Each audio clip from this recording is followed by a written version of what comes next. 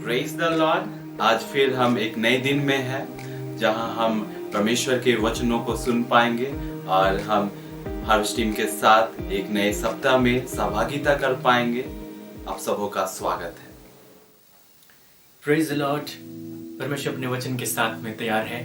आइए हम भी प्रार्थना के साथ अपने आप को तैयार करें। प्रेमी पिता, हम आपका धन्यवाद करते हैं। एक और दिन जब हम आपके चरणों में आते हैं तो हम आपके दिव्य दानों को स्मरण करते हैं, उन आशीषों को स्मरण करते हैं जो तूने हमारे जीवन में उंडेला है और हमें अपनी भरपूरी से भरा है और हमारे जीवन को परिवर्तित किया है। प्रभु, हम धन्यवाद करते हैं पवित्र आत्मा के लिए जिसको तूने इसलिए हमें दिया कि वो हमारी सहायता करे ताकि हम तेरी इच्छा को, तेरी योजना को इस संसार में जी पाए, कर पाए। पिता, इस समय हम तेरे वचन से समझना चाहते हैं तो हमसे बातचीत कर। जब मैं तेरे वचन को बोल रहा हूँ मेरी सहायता कर और हर एक सुनने वाले हृदय में वो वचन ज्योतिर्मान होने पाए और हर एक उसको भली भांति समझ कर तेरे नाम की महिमा कर पाए। पिता, हमारी सहायता कर, पूरा नियंत्रण ले, कोई भी बाधाएं, कोई भी डिस्टर्बेंस ना हो, लेकिन आपकी सहायता अद्वितीय रूप में हमारे बीच में होने पाए। यीशु मसीह के नाम में मांगते हैं, आमीन। प्रिय भाई और बहनों, हम लोग विश्वास के विषय में सीख रहे हैं और विश्वास के विषय सीखते सीखते हम लोगों ने अधिकार के विषय में सीखा।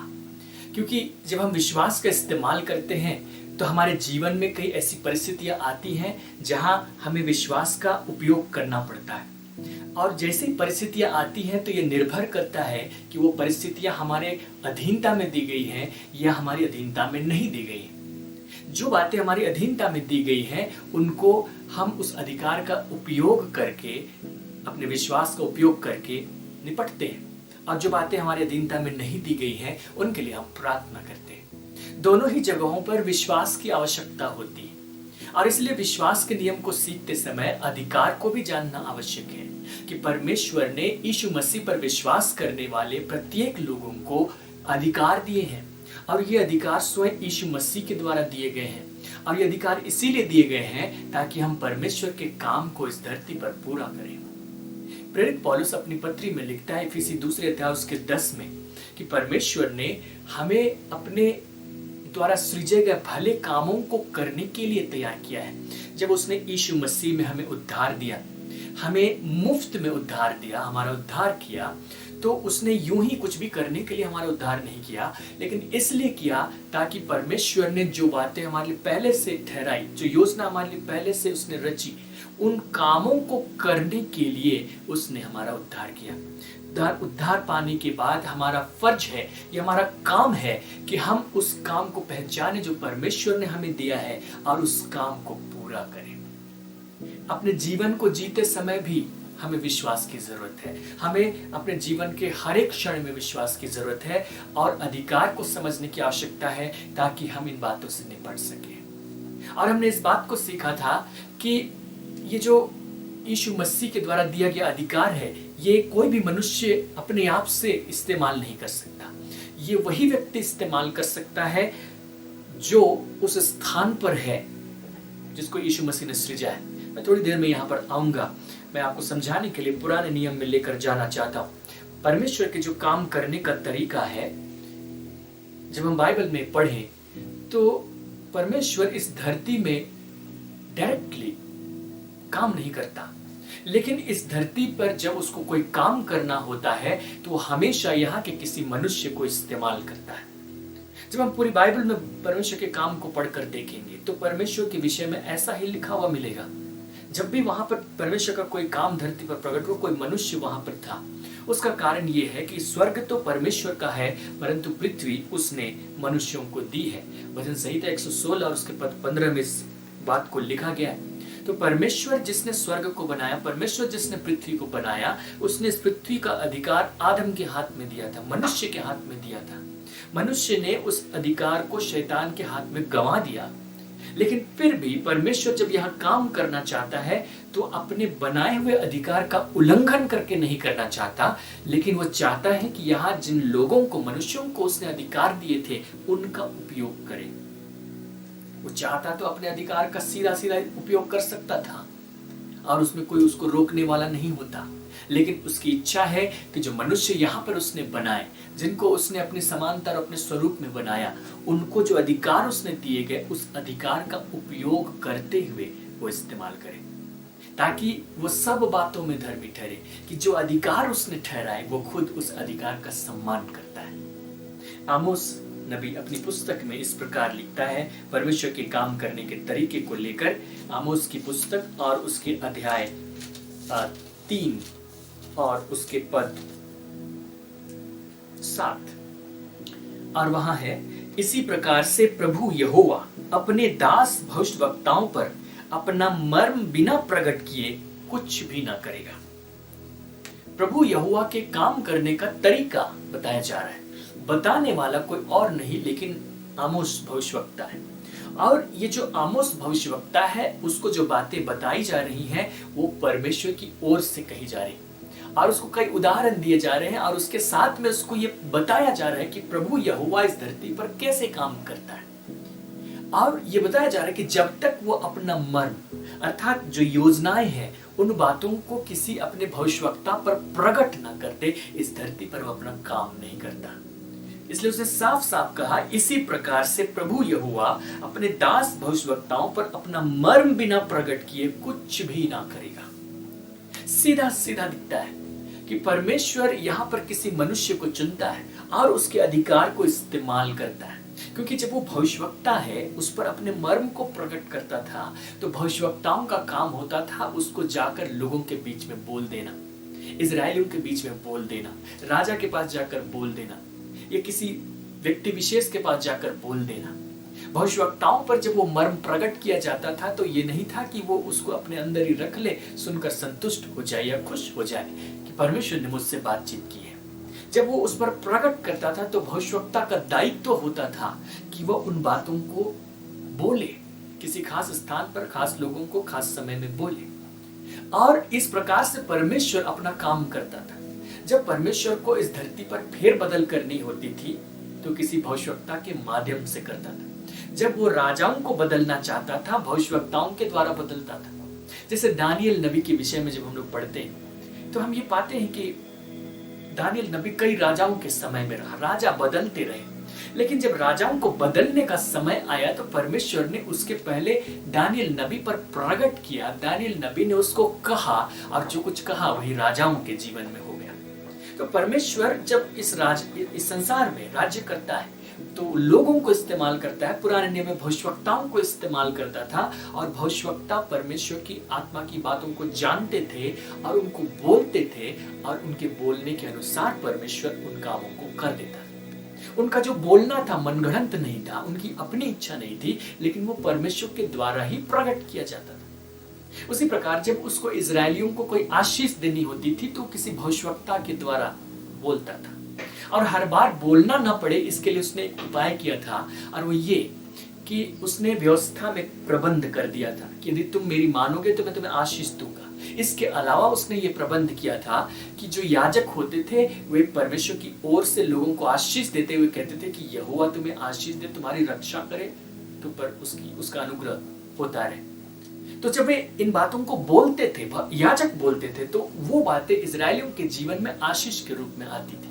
उसी प्रकार जब इजरायलियों के जीवन में परमेश्वर को कोई विनाश भेजना होता था या विपत्ति भेजनी होती थी, दंड भेजना होता था व्यवस्था के अनुसार, तब भी वह भविष्यवक्ताओं को इस्तेमाल करता था। या उसको उन अन्य जातियों के जीवन में भी कोई दंड या विपत्ति भेजनी होती थी तो वो भविष्यवक्ताओं पर प्रकट करता था। जब आप बाइबल की भविष्यवाणियों को पढ़ेंगे तो आप पाएंगे कि भविष्यवक्ताओं ने इजरायलियों के पक्ष में बातें की, उनके विरोध में बातें की, अन्य जातियों के विषय में भी ऐसा ही है। परमेश्वर उनके द्वारा बोलता था और बोलने के द्वारा परमेश्वर काम करता था। पहला काम होता था कि भविष्यवक्ता पर वो प्रकट करे और भविष्यवक्ता उसको बोले, तब परमेश्वर अपने काम को पूरा करे। हम इस बात को होशे की पुस्तक में पढ़कर देख सकते हैं। होशे की पुस्तक अध्याय 6 और उसके पद 5। इस कारण मैंने भविष्यवक्ताओं के द्वारा मानो उन पर कुल्हाड़ी चलाकर उन्हें काट डाला और अपने वचनों से उनको घात किया, और मेरा न्याय प्रकाश के समान चमकता है। परमेश्वर ने इजरायलियों को दंड दिया। जहां जिस दंड की बात यहाँ हो रही है वो दंड था कि परमेश्वर यहूदियों को अपने देश से या इजरायलियों को अपने देश से दूसरे देशों में भेज देगा, गुलाम बनकर वे रह जाएंगे। हालांकि बाद में उनको उठाकर वापस अपने देश में लाएगा, लेकिन फिलहाल परमेश्वर उन पर दंड भेज रहा है, फिलहाल उन पर विपत्ति भेज रहा है। लेकिन विपत्ति यूं ही नहीं, परमेश्वर आकाश में चुपचाप नहीं बैठा हुआ।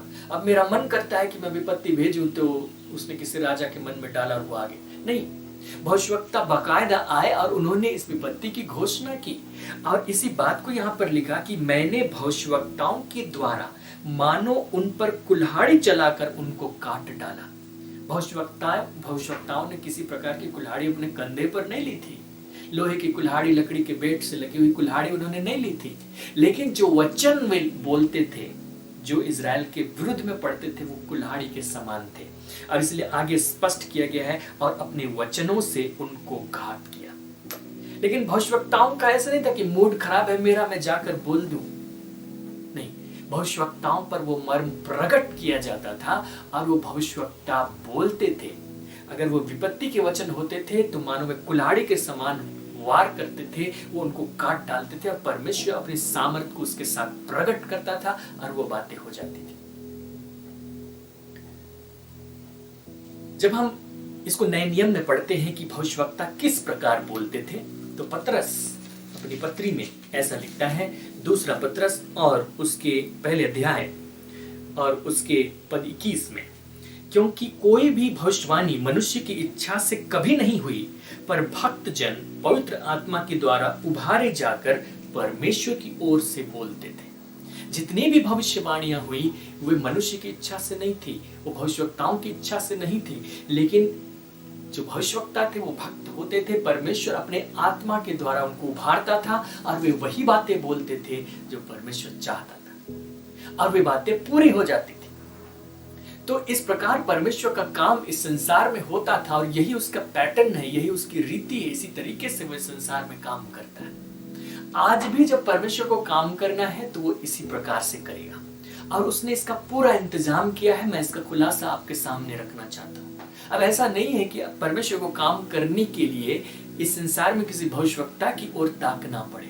उसने यहाँ पर उससे भी बेहतर इंतजाम किया है ताकि वो अपने काम को इस संसार में पूरा करे। जब हम पुराने नियम में पढ़ते हैं, मूसा इजरायलियों को मिस्र से निकाल कर ला रहा था, तो एक ऐसी घटना घटी जिसमें परमेश्वर ने मूसा से कहा कि तुम ऐसा करो कि तुम इजरायलियों में से 70 लोगों को चुन करके मेरे छावनी के पास बुला कर लेकर आओ, और मैं उनमें अपनी आत्मा समवाऊंगा, और वे उस बोझ को जो तू उठाता है अपने कंधे पर लेंगे, और इस प्रकार बोझ बट जाएगा, तुम्हारा काम आसान हो जाएगा। तो उस दिन ऐसा हुआ कि जिन 70 लोगों का लिस्ट उनके पास था, उसमें से 2 लोग छावनी के पास में नहीं आए, अपने तंबू में रह गए। लेकिन परमेश्वर ने अपने निश्चित समय में उन 70 लोगों पर अपना आत्मा उंडेला। 68 लोग एक जगह इकट्ठे थे, वे परमेश्वर की आत्मा से भर के नबूवत करने लगे। 2 लोग अपनी छावनी में अपने तंबू में रह गए थे, वहीं पर नबूवत करने लगे। यहोशू को इस बात का पता चला, उसने मूसा को रिपोर्ट दिया कि देख वे दोनों आए नहीं, यहाँ पर उनका लिस्ट में नाम था, उनको बुलाया गया था, पर वे नहीं आए, फिर भी वहां नबूवत कर, उनको रोक दे मूसा। तब मूसा ने उसको ये जवाब दिया, गिनती की पुस्तक और उसके अध्याय 11 और उसके पद 29। मूसा ने उससे कहा, क्या तू मेरे कारण जलता है? भला होता कि यहोवा की सारी प्रजा के लोग नबी होते, और यहोवा अपना आत्मा उन सबों में समवा देता। तू चाहता है कि मैं उन 2 लोगों को रोक दूं जिन पर परमेश्वर ने अपना आत्मा उंडेला है और वे नबूवत करें? मैं तो ये चाहता हूं, भला तो ये होता कि परमेश्वर सब पर अपना आत्मा डाल देता और यहोवा की सारी प्रजा ही नबी होती। उसने कहा भला होता कि ये होता। मूसा इस बात को देख सकता था कि क्या भला था, जबकि मूसा एक मनुष्य ही था इस संसार में, लेकिन परमेश्वर की संगति करने के कारण उसको कुछ समझ थी। उस समझ के अनुसार वो इस बात को देख सकता था कि क्या भला है, और उसने इस बात को कहा कि भला तो ये होता कि जितने इस्राएली हैं सबके सब नबी होते, सब में परमेश्वर अपना आत्मा समा देता। लेकिन मैं सोचता हूं कि क्या मूसा ही परमेश्वर से ज्यादा समझदार है? जब परमेश्वर ने 70 लोगों पर अपना आत्मा समाने की सोची, बाकी इजरायलियों को छोड़ दिया, तो क्या मूसा ही श्रेष्ठ है? मूसा ही परमेश्वर से अधिक बुद्धिमान है कि वो सोच सकता है कि भला क्या है, परमेश्वर नहीं सोच पा रहा? लेकिन ऐसी बात नहीं है। मूसा के अंदर भी परमेश्वर का आत्मा था, और जब उसने इस बात को कहा, ये इस बात की ओर संकेत था कि एक समय ऐसा आने वाला है जिसमें परमेश्वर के सारे प्रजा के लोगों के साथ यही होने वाला है। जहां भला होता कि परमेश्वर सब में अपना आत्मा समवा देता और वे लोग नबी होते। ऐसी स्थिति परमेश्वर ने अपने मन में पहले ही तैयार कर ली थी। एक समय होगा जब ऐसा होगा, और उसी बात के लिए तो मूसा और इन लोगों को मैं इस्तेमाल कर रहा हूं। लेकिन अभी मूसा को उसका एक चिन्ह दिखाया, एक संकेत उसके मन में प्रकट किया गया, जिसको वो बोल रहा है। उसको लगता है कि ये मेरी इच्छा है, काश की भला होता, ऐसा ही हो जाता। दरअसल ये परमेश्वर की ही इच्छा थी, परमेश्वर की ही योजना थी। नया नियम में परमेश्वर का वचन इस बात को बताता है कि प्रत्येक नया जन्म विश्वास पाए हुए विश्वासी के भीतर में परमेश्वर ने अपना आत्मा दिया है। पहला कुरिन्थ अध्याय 6 और उसके पद 17 में लिखा है कि जो प्रभु की संगति में आ जाता है वह उसके साथ एक आत्मा हो जाता है। रोमी 8 उसके 8-9 में लिखा है कि यदि किसी में मसीह का आत्मा नहीं तो वो उसका जन नहीं। इसका मतलब कि यदि कोई मसीह का जन है, यदि कोई नया जन्म पाया हुआ विश्वासी है, तो उसमें उसका आत्मा है। बाइबल इस बात को साफ साफ बताती है। तो परमेश्वर ने सारे इजरायलियों में अपना आत्मा तो नहीं दिया था, लेकिन उसने नया जन्म पाए हुए विश्वासियों के विषय में एक योजना बनाई कि उन सबों में वो अपना आत्मा समवा दे।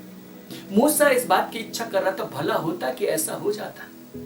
उसके साथ उसने एक और बात कही थी कि भला होता कि यहोवा की सारी प्रजा के लोग नबी होते। लेकिन परमेश्वर ने उससे भी श्रेष्ठ बात हमारे लिए ठहराई, और इसलिए तो जो नया नियम है वो महिमा से भरा हुआ है।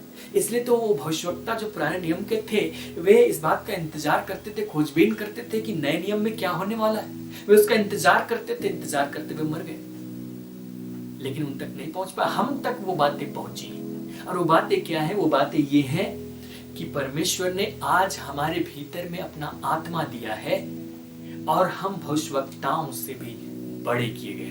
मूसा कह रहा था कि भला होता कि यहोवा की सारी प्रजा नबी होती। जब यीशु मसीह शिक्षा दे रहे थे तो उस समय एक बार भीड़ उसके पास में आई। यीशु मसीह ने अपने चेलों को कहीं भेज दिया था आगे जाकर प्रचार करने के लिए। तो यूहन्ना के चेले यीशु मसीह से पूछने के लिए आए कि जिस व्यक्ति के विषय यूहन्ना ने कहा था तू वही है ना? क्योंकि यूहन्ना जेल में है और वो इस बात के शक में है कि मैंने अपनी सेवा, अपनी दौड़ पूरी की है या नहीं। तो हमें बता दे, हमें पता तो ये है कि तू परमेश्वर का जन है, लेकिन क्या तू वही व्यक्ति?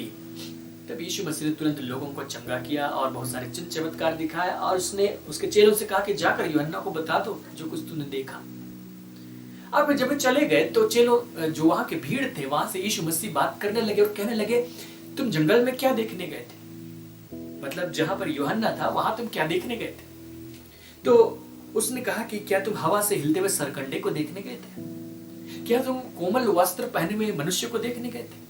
या क्या तुम भविष्यवक्ता को देखने गए थे? उसने यूहन्ना बपतिस्मा देने वाले के विषय में प्रश्न किया। तुम लोग वहां क्या देखने गए थे? क्या किसी भविष्यवक्ता को देखने? लोगों की तरफ से तो कोई जवाब आया या नहीं आया बाइबल नहीं बताती, लेकिन यीशु मसीह ने जवाब दिया लूका 7 उसके 26 में, तो फिर क्या देखने गए थे? क्या किसी भविष्यवक्ता को? हाँ, मैं तुमसे कहता हूं वरन भविष्यवक्ता से भी बड़े को। मूसा कहता था भला होता यहोवा की सारी प्रजा नबी होती, भविष्यवक्ता होते। और यीशु मसीह कहते यूहन्ना बपतिस्मा देने वाला क्या नबी है? उसने कहा हाँ, वरन नबी से भी बड़ा है, भविष्यवक्ता से भी बड़ा है। लेकिन उसने परमेश्वर के राज्य में जो छोटे से छोटे हैं उनके विषय में क्या कहा? पद 28 में, मैं तुमसे कहता हूं कि जो स्त्रियों से जन्मे हैं उनमें से यूहन्ना से बड़ा कोई नहीं। अगर वे नबी भी होते तो यूहन्ना से बड़े नहीं होते, क्योंकि वे स्त्रियों से जन्मे हैं। जो स्त्रियों से जन्मे उनमें से यूहन्ना से बड़ा कोई नहीं, पर जो परमेश्वर के राज्य में छोटे से छोटा है वह उससे भी बड़ा है, वह यूहन्ना बपतिस्मा देने वाले से भी बड़ा है। भला होता कि यहोवा की सारी प्रजा के लोग नबी होते।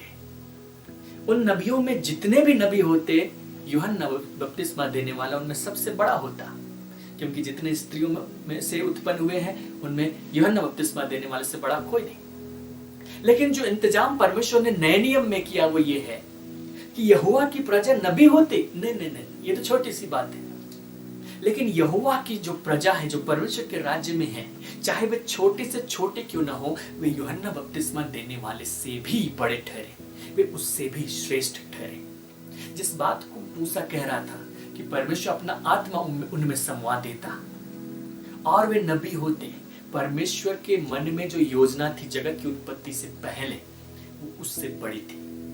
मूसा के मन में तो एक छोटा सा विचार आया था और उसको लगा कि ये भली बात होती, लेकिन परमेश्वर के अंदर जो योजना थी वो वास्तव में थी और उससे कहीं बड़ी थी। और उस योजना के भागीदार हम लोग हैं, जिसमें हमारे अंदर उसने अपने आत्मा को दिया है और हमें भविष्यवक्ताओं से भी बड़ा ठहराया है। तो इसका अर्थ ये है कि पुराने नियम में जब परमेश्वर को काम करना होता था, किसी भविष्यवक्ता को चुनकर अपना मर्म उसमें प्रकट करता था और उसके द्वारा बोलता था या बुलवाता था और फिर अपने काम को करता था। अब नए नियम में यदि परमेश्वर को काम करना होगा, क्योंकि उसने अपना पैटर्न नहीं बदला है, उसने अपनी रीति नहीं बदली, तो नए नियम में यदि उसको काम करना होगा तो वो हमारे द्वारा काम करेगा, हम बोलेंगे और फिर काम होगा। लेकिन पुराने नियम के जो भविष्यवक्ता थे उनके साथ ये नहीं था कि जो मर्जी वे बोले और परमेश्वर कर देगा। वे परमेश्वर की आत्मा से उभारे जाकर बोलते थे और फिर वही बोलते थे जो परमेश्वर की ओर से आया। अब नए नियम में चुनौती है कि हम परमेश्वर की आत्मा के द्वारा बोलते हैं कि नहीं, लेकिन परमेश्वर ने इसका भी इंतजाम किया है और हम लोगों ने इस बात को कई दिनों से सीखा है। अब मैं फिर से उसको दोहराना चाहता हूं, मैं इसको बार बार बोलने में बड़ा आनंद महसूस करता हूं। यीशु मसीह ने जो क्रूस पर हमारे लिए किया वो कोई छोटी बात नहीं थी, वो सिर्फ हमारे पापों की क्षमा के लिए नहीं थी, वो उससे कहीं बढ़कर था, उससे बड़ी बातों के लिए था। उसने क्रूस पर मरते समय क्या किया? रोमियो की पत्री और उसके अध्याय 6 और उसके पद 6 में वचन कहता है कि हमारा पुराना मनुष्यत्व यीशु के साथ क्रूस पर लटकाया गया, चढ़ाया गया, ताकि जो पाप का शरीर है वो व्यर्थ हो जाए, मर जाए, और जो पुराना मनुष्यत्व है वो वहीं पर मर जाए। यीशु के क्रूस मृत्यु के साथ जो हमारा पुराना मनुष्यत्व था, जहां से सारी गड़बड़ियां आती हैं, जहां से पाप आते हैं, जहां से संसार के साथ हमारा रिश्ता आता है, जहां से चीजों के साथ, लोगों के साथ और बहुत सारी बातों के साथ अनावश्यक जुड़ाव हो जाता है, जिनके साथ में जुड़कर हम सुख और दुख अनुभव करते हैं, वहीं पर अपने जीवन को बिता देते हैं, उस पुराने मनुष्यत्व को उसने क्रूस पर मार डाला। ये वो पुराना मनुष्यत्व है जो स्वार्थी है, जो अपने विषय में सोचता है, जो अपनी चिंता करता है, परमेश्वर के विषय में भी कभी कभी सोच लेता है, लेकिन परमेश्वर से सिर्फ उसको अपने लिए कुछ चाहिए। वो उस अवस्था में नहीं आ पाता जहां पर वो अपने आप को पूरी तरह परमेश्वर के लिए दे दे, क्योंकि जब तक वो पुराना मनुष्यत्व है वो परमेश्वर से अपने ही लिए चाहेगा, वो स्वार्थी है। इसलिए उससे छुटकारे का एकमात्र उपाय था कि उस पुराने मनुष्यत्व को मार डाला जाए। यीशु मसीह ने क्रूस पर उस काम को किया, मेरे आपके सबके पुराने मनुष्यत्व को क्रूस पर मार डाला है। और वचन कहता है कि उसने एक नए मनुष्यत्व को तैयार किया। कुलुसियों की पत्री और उसके अध्याय 3 और उसके पद 9-10 इस बात को बताते हैं कि उसने हमारे पुराने मनुष्यत्व को उतार डाला और हमें नया मनुष्यत्व पहना दिया है। जब हमने यीशु मसीह के मृत्यु, उसके पुनरुत्थान पर विश्वास किया, हमारा पुराना मनुष्यत्व निष्क्रिय किया गया है, हमें नया मनुष्यत्व दिया गया है। और ये जो नया मनुष्यत्व है वो यीशु मसीह के समानता और स्वरूप में सृजा गया है। नया मनुष्यत्व हमारे भीतर, बहुत भीतर, पुराना मनुष्यत्व भी भीतर था, बहुत भीतर, लेकिन जो पुराने मनुष्यत्व की छाप हमारे प्राणों पर पड़ी है, हमारे स्वभाव पर पड़ी है, वो मुश्किल पैदा करती है। इसलिए हमारे प्राणों में उसको अनुभव करना जरूरी है, जिसके लिए हमें भीतर की तरफ मुड़ना होगा, जिसके लिए हमें परमेश्वर के वचन पर ध्यान करना होगा। और जब हम पुराने मनुष्यत्व से मुक्त हो जाते हैं तो हम एक ऐसी अवस्था में पहुंच जाते हैं जहां पर हमें किसी चीज का कोई मोह नहीं, किसी वस्तु से कोई लगाव नहीं, न किसी मनुष्य से कुछ हमें ऐसा है कि उससे हमें सुख या दुख प्राप्त होता है। हम मुक्त हो जाते हैं, क्योंकि जो मर गया वो सबसे छूट गया। और फिर मर जाते तो शून्य नहीं हो जाते, वह नया मनुष्यत्व भी दिया गया। और ये जो मनुष्यत्व है ये यीशु मसीह के समानता और स्वरूप में है। उसने प्रत्येक विश्वासी के लिए इंतजाम किया कि वो पुराने मनुष्यत्व की शून्यता को प्राप्त करे और नए मनुष्यत्व की परिपूर्णता को प्राप्त करे, और इसके द्वारा वो इस संसार में बोले। और जब वो बोलेगा नए मनुष्यत्व से, नए मनुष्य से, जो अपना उसका मूल केंद्र बनाया गया, वहां से जब वो बोलेगा तो वही बोलेगा जो परमेश्वर की इच्छा है, वो वही बोलेगा जो परमेश्वर की योजना है। और परमेश्वर तो इस बात का इंतजार कर रहा है कि उसके लोग इस बात को बोले और वो अपना काम करे। यही उसके काम करने का तरीका है, वो इसके बिना काम नहीं करेगा। उसने अपनी इच्छा को यीशु मसीह के द्वारा पूरा प्रकट कर दिया। यीशु मसीह परमेश्वर का पूर्ण प्रकटीकरण है। उसने उसकी इच्छा को प्रकट करने में, हमारे जीवन के हर एक पहलू के लिए प्रकट करने में कोई कसर नहीं बाकी रखी। उसने उसको पूरा प्रकट किया। यीशु मसीह में परमेश्वर की इच्छा पूर्ण रूप से प्रकट है। चेले यीशु मसीह के साथ में रहे थे, उन्होंने देख लिया था, जान लिया था परमेश्वर की इच्छा। बाद में उनको सवाल करने की जरूरत नहीं पड़ती थी और वे परमेश्वर की इच्छा के द्वारा करते थे। सामान्य रूप से जितनी बातें हमारे जीवन के लिए आवश्यक है वो प्रकट की गई यीशु के द्वारा, और जो बातें हमें हमारे व्यक्तिगत जीवन के लिए स्पेसिफिक रूप से, विशेष रूप से चाहिए, परमेश्वर अब भी अपनी आत्मा के द्वारा प्रकट करता है। पुराने नियम में भविष्यवक्ता आत्मा के द्वारा उभारे जाकर बोलते थे, हम तो यहाँ परमेश्वर की आत्मा के साथ एक किए गए। जो प्रभु की संगति में आ जाता है वो उसके साथ एक आत्मा हो जाता है, ताकि हम उस एक आत्मा से बोले, ताकि हम नए मनुष्यत्व से बोले। और जब हम बोल रहे हैं, हमारे प्राण, हमारे सोच विचार बाधा न बने। विश्वास के लिए उसने अपना वचन दिया, उसने अपनी शिक्षा दी, ताकि हम वहां से बोले और परमेश्वर का काम होने पाए। उसने अपना अधिकार हमें दिया, और इसके द्वारा वो काम करना चाहता है। जो अधिकार आपको दिया गया है वो आपके एंटरटेनमेंट के लिए नहीं, वो आपको बड़ा दिखाने के लिए नहीं, वो आपकी महिमा या आपकी तारीफ हो उसके लिए नहीं, लेकिन वो इसलिए है ताकि उसके द्वारा परमेश्वर का काम इस धरती पर पूरा किया जाए। संपूर्ण पवित्र शास्त्र परमेश्वर की योजना को प्रकट कर देता है। उत्पत्ति से लेकर प्रकाशित वाक्य, जगत के अंत तक उसकी योजना है वो प्रकट की गई है, और वो चाहता है कि इस योजना में हमारा हाथ हो, इसको पूरा होने में, इसको दृश्य रूप में यहाँ पर प्रकट होने में हमारा हाथ हो, और हम इस बात को करें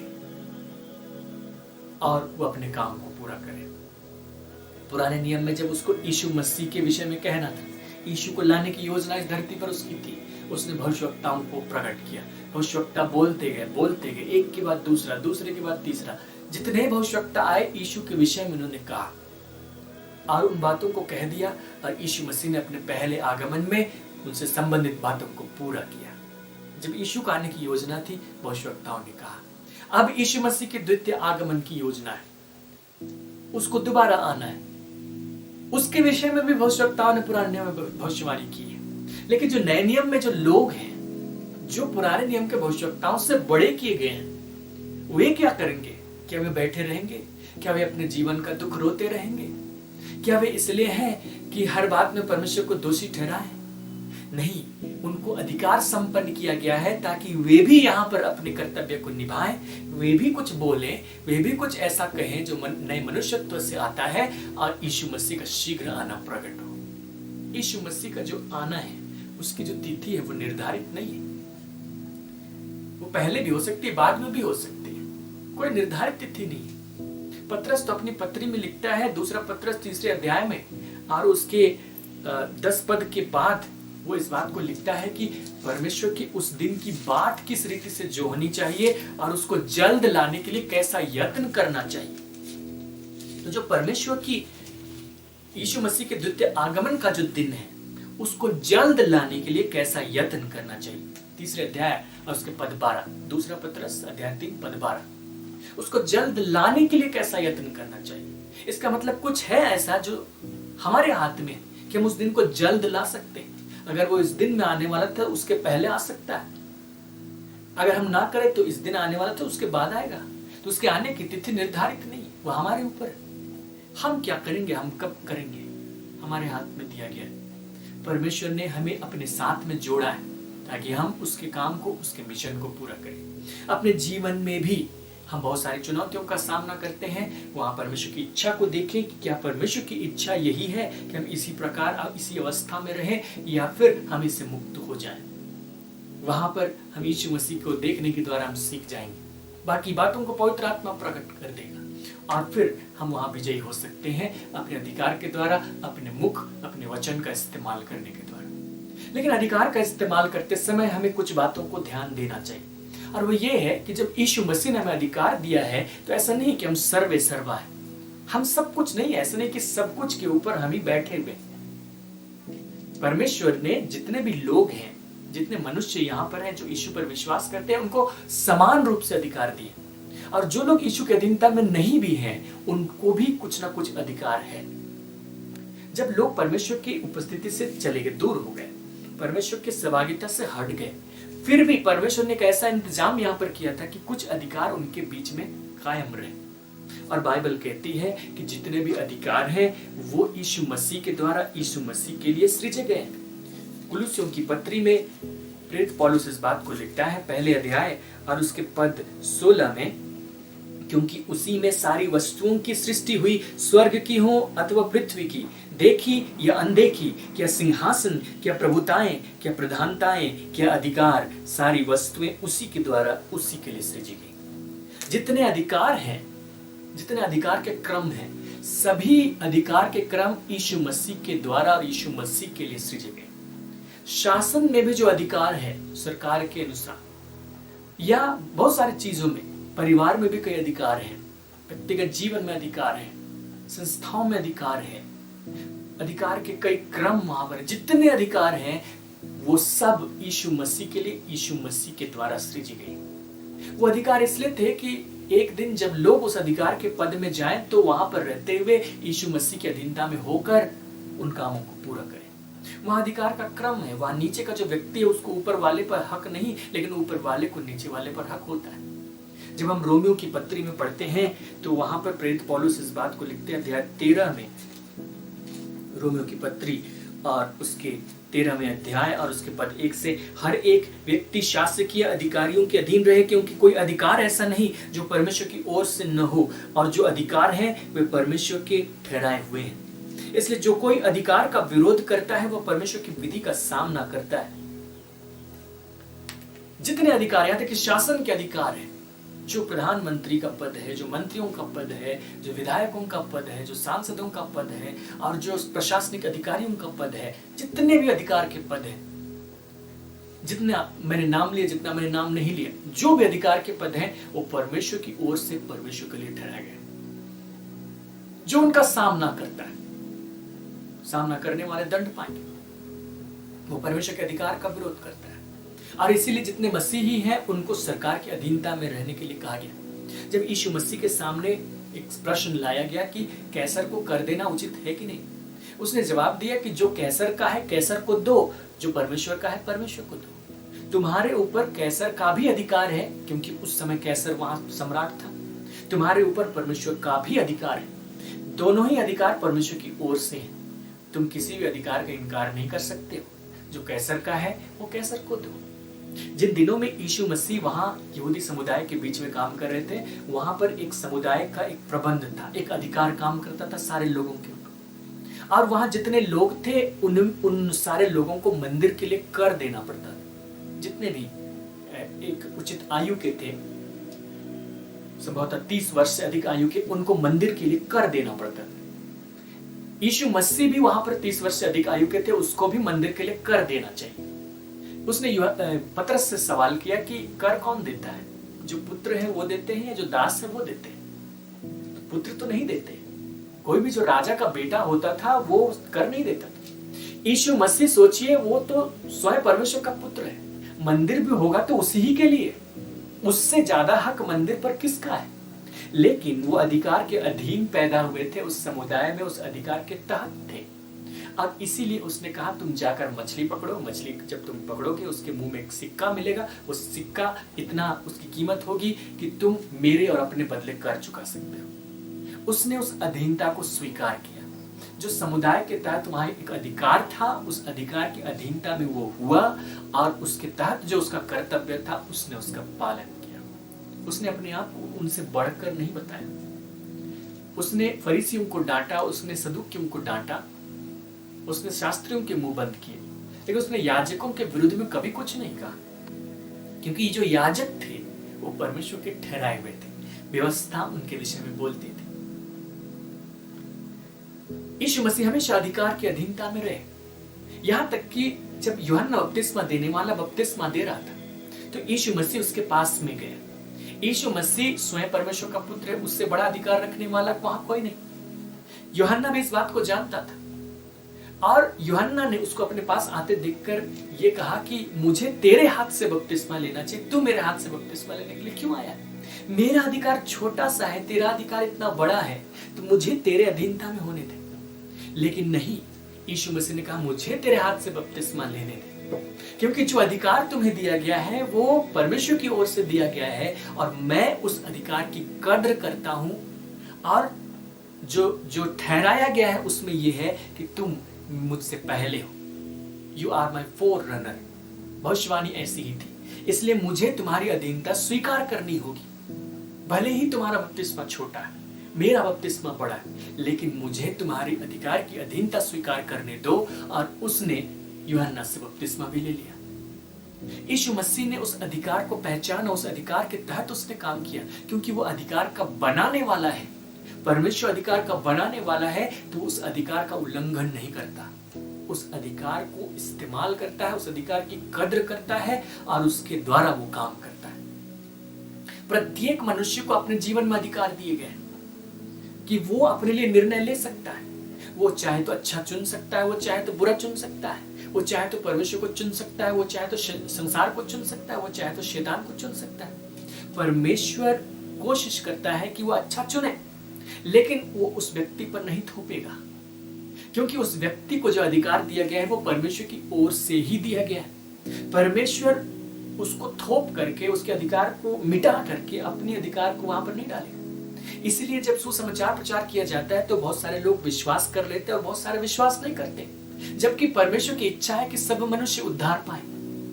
तो सब मनुष्य उद्धार पाए, परमेश्वर सर्वशक्तिमान है, तो क्यों नहीं सबको उद्धार दे देता है, सबके मन को ऐसा बना देता है कि सब सुसमाचार स्वीकार कर ले। लेकिन नहीं, यदि वो किसी के मन को वैसा बनाएगा तो इसका मतलब है कि उसके दिए हुए अधिकार पर वो स्वयं हस्तक्षेप करेगा।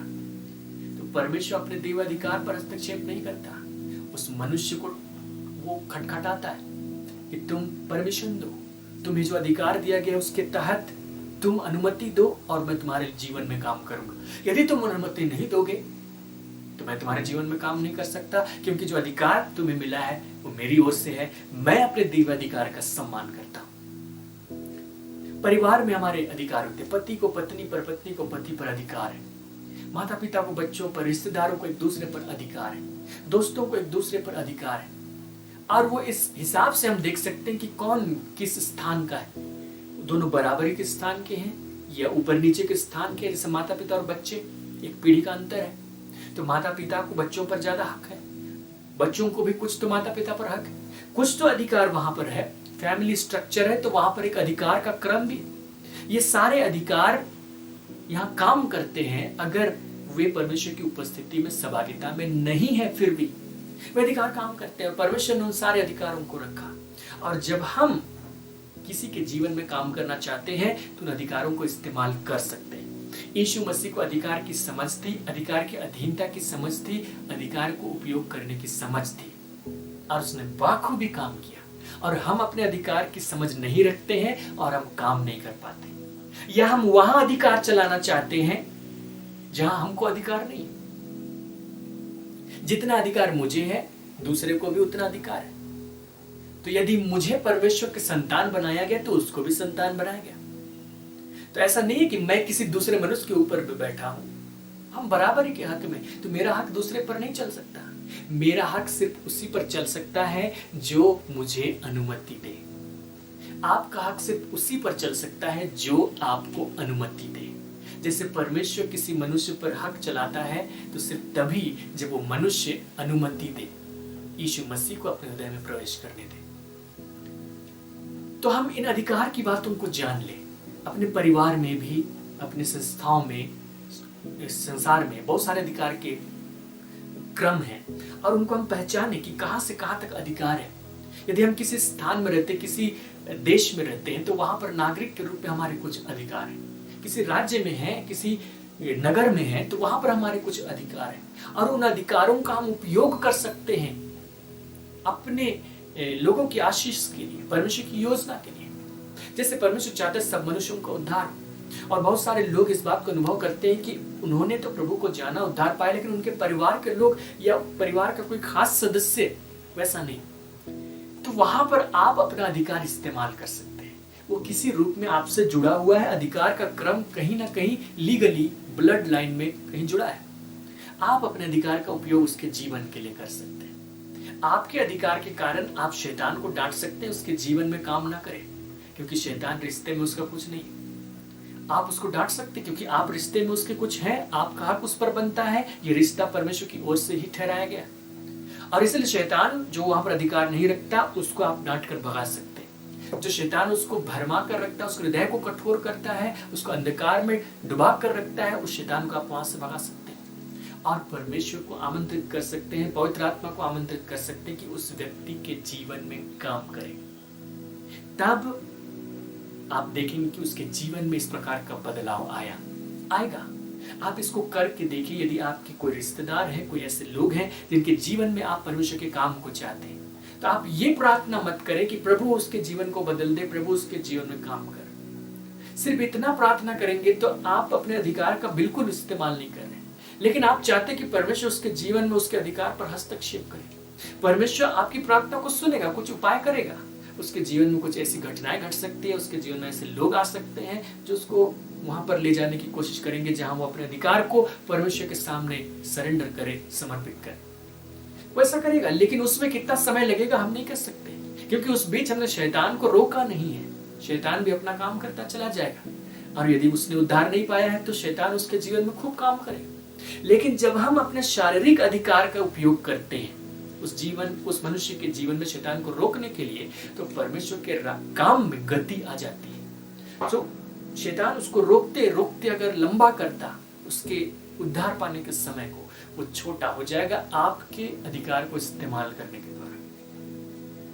और इसी प्रकार जितने हमारे अधीनता में, उन सब के लिए हम ऐसा कर सकते हैं। जितनों तक हमारा अधिकार किसी रूप में पहुंचता है, उनके जीवन में हम ऐसा कर सकते हैं, और परमेश्वर की जो इच्छा है, जो नए नियम में प्रकट की गई है, उसको वहां पर पूरा कर सकते हैं। तो जब आप अपने अधिकार को जान रहे हैं, तो आप इस अधिकार को लेकर सजग हो जाइए।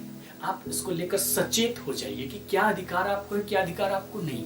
जो अधिकार आपको नहीं है, उसके लिए प्रार्थना करनी होगी, क्योंकि हम सर्वे सर्वा नहीं, हम परमेश्वर से प्रार्थना करते हैं, हम इंतजार करते हैं, हम कुछ ऐसा करते हैं जिसमें कि वो व्यक्ति अपने अधिकार को समर्पित करे। लेकिन जहां पर अधिकार है, रिश्तों में अधिकार है, हम वहां अधिकार चलाते हैं। क्योंकि एक व्यक्ति है जिसको अधिकार नहीं है, वो जबरदस्ती अधिकार चलाना चाहता है, शैतान। उसको अधिकार नहीं है। यीशु मसीह ने उसको निहत्था कर दिया, उसके सिर को कुचल दिया, उसको कोई अधिकार नहीं, फिर भी वो यहां लगा रहता है, फिर भी वो काम करता है। तो जो बिना अधिकार के यहाँ काम करता है, लोगों के अधिकार का अतिक्रमण करके काम करता है, अपना दबदबा बनाता है और उसका राज्य फैलता है, तो हम लोग जिनको वाकई अधिकार है, जिनको आत्मिक अधिकार भी है, जिनको शारीरिक रूप में भी कई बातों का अधिकार है, वे क्यों ना करें? उनको करना चाहिए, हमें करना चाहिए। हम भविष्यवक्ताओं से बड़े बनाए गए, और परमेश्वर चाहता था कि इस प्रकार के लोग जो हो, इस प्रकार का समुदाय जो हो, वो अपने अधिकारों का उपयोग करते हुए इस प्रकार काम करे कि जो उसकी इच्छा है कि कलीसिया तेजस्वी हो, वो यहाँ पूरी हो जाए। क्योंकि जब कलीसिया तेजस्वी हो जाएगी, जो अपने वचन के द्वारा वो कर रहा है, यीशु मसीह का द्वितीय आगमन भी हो जाएगा, कलीसिया उसके साथ में खड़ी की जाएगी। तो आपकी सहायता परमेश्वर का आत्मा करे, परमेश्वर की आत्मा के साथ में आप समय व्यतीत करें, अपने अधिकार के प्रति सजग होकर, सचेत होकर अपने चीजों को देखिए, चुनौतियों को देखिए, कहाँ आपका अधिकार बनता है, कहाँ नहीं बनता, कहाँ क्या है, आप उसका इस्तेमाल कीजिए, विजयी जीवन जीने के लिए आप आगे बढ़िए, और परमेश्वर की आशीष को, उसकी सामर्थ्य, उसकी सहभागिता को प्रकट कीजिए, उसकी योजना आपके द्वारा प्रकट की जाए। आइए हम लोग प्रार्थना करें। प्रेमी पिता, हम आपका धन्यवाद करते हैं आपकी सहायता हमारे जीवन के लिए। आपने हमें अधिकार दिया है, आपने हमें आत्मिक अधिकार दिया, ऐसे लोग हमें बनाया जिनमें तूने अपना आत्मा समाया और हमें भविष्यवक्ताओं से भी बड़ा किया, ताकि हम नए मनुष्यत्व में से होकर के बोले और तेरी योजना यहाँ पूरी हो, तेरा काम यहाँ संपन्न किया जाए। हमारी सहायता कर कि हम उस काम को करने के लिए तत्पर होने पाए। पिता, इस बात की समझ हमारे अंदर दे दे कि किस पर हमारा अधिकार है, किस पर हमारा अधिकार नहीं है, और जिस पर हमारा अधिकार है उसको हम तेरी अधीनता में ला सके, अपने अधिकार को उपयोग करके शैतान को हम बेदखल कर सके, हर एक विश्वासी ऐसा कर सके, हम हर एक वचन के सुनने वाले कर सके और गवाहियों से उनका जीवन भर जाए। धन्यवाद पिता, यीशु मसीह को देने के लिए कि तूने उसको देकर हमें ये प्रकट कर दिया कि तेरी इच्छा क्या है। हम उसके जीवन को देख सकते हैं, पढ़ सकते हैं और हम जान सकते हैं तेरी इच्छा क्या है। पिता, उसी प्रकार अपने जीवन में भी जब हम देखें तो हम यीशु के द्वारा जान पाए तेरी इच्छा क्या है और उसको पूरा करने के लिए आगे बढ़ सके। धन्यवाद हमारी सहायता के लिए, यीशु मसीह के सामर्थ्य नाम में, आमीन। Praise the Lord. आप सबों का फिर से हम धन्यवाद करते हैं कि आज आपने परमेश्वर के वचनों को सुना है उसके दास के द्वारा, और निश्चय ही उसके संदेश के द्वारा आप उन्नति को देखेंगे अपने जीवन में, आप अपने विश्वास में और ज्यादा बढ़ने पाएंगे। और साथ ही मैं ये भी बता दूं कि हार्वेस्ट टीम की एक वेबसाइट है, और जिस वेबसाइट में काफी सारी सामग्री है जहां से आप अपने जीवन में उन्नति को देख पाएंगे, अपने विश्वास में और ज्यादा आगे बढ़ पाएंगे। हमारे वेबसाइट में जो है वो ब्लॉग है जिसमें परमेश्वर के संदेश को लिखा गया है, वहां आप जाएंगे और वहां उन संदेशों को पढ़ सकते हैं। और साथ ही वहां पे आपको बाइबल क्विज है, काफी पुराने बाइबल क्विज भी है जिसमें आप पार्टिसिपेट कर सकते हैं और उसके आंसर को भी आप तुरंत पा सकते हैं। और जितना संदेश अब तक दिया गया है उस YouTube संदेश का कलेक्शन हमारे वेबसाइट में आपको मिलेगा। आप जरूर जाएं और हमारे हार्वेस्ट टीम की वेबसाइट को विजिट करें। धन्यवाद।